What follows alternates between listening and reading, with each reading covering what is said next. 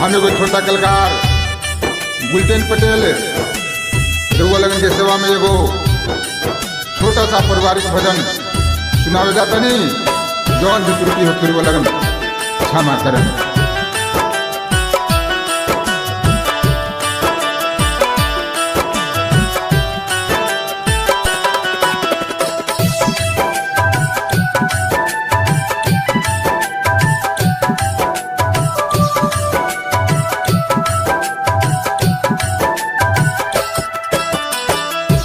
अंगना में कुइया माई माई,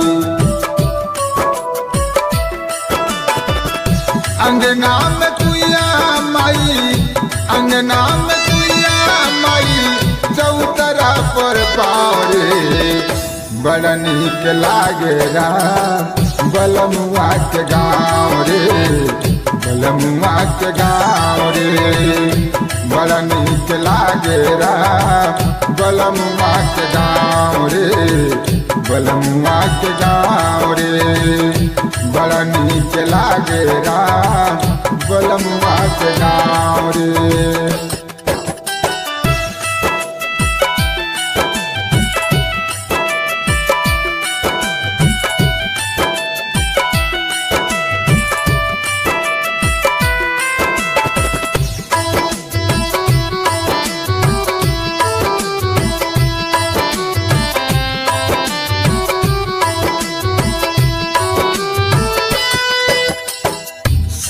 मोरा अखिया में हमके बसावेली, बेटा बेटा कही के ससुर हमके बोलावेले।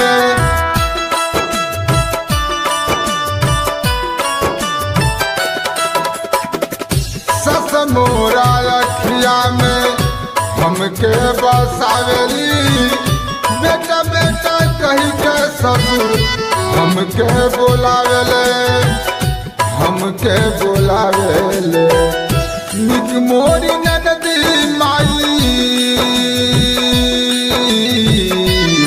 माई, निक मोरी नदी माई, निक मोरी नदी माई, घुमावता अपन गाँव रे, बड़ा नीक लागे बलमुआ के गाँव रे, बलमुआ के गाँव रे, बड़ा नीक लागे बलमुआ के गाँव रे, बलमुआ के गाँव रे, बड़ा नीक लागे बलमुआ के गाँव रे, बलमुआ के गाँव रे।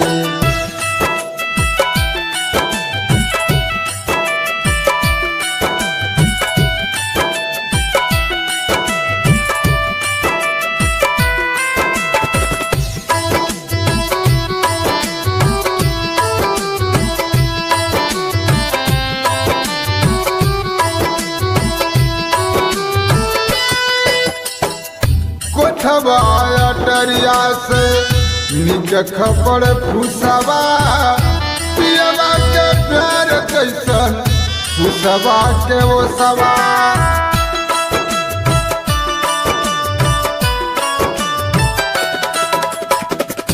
कोठवा टरिया से निक खबर फुसवा, पियवा के प्यार जैसन फुसवा के वो सवा, सवा के वो सवा।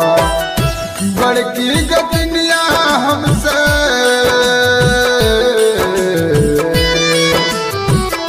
बड़की गतनिया हमसे, बड़की गतनिया हमसे रखनी लगाओ रे, बड़ा नीक लागे बलमुआ के गाँव रे, बलमुआ के गाँव रे, बड़ा नीक लागे बलमुआ के गाँव रे, बलमुआ के गाँव रे, बड़ा नीक लागे बलमुआ के गाँव रे, बलमुआ के गाँव रे।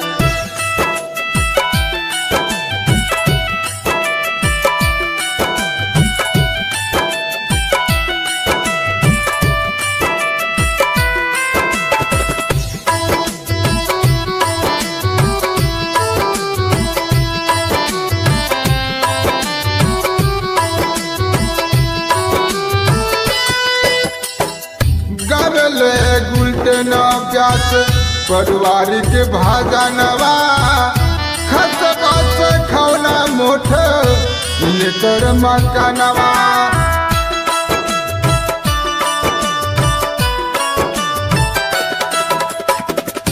गवले गुलटेन प्यास पारिवारिक भाजनवा खसबा से खौना मोठ निकर मकानवा निकर मकानवा खुशी से रहत नइखे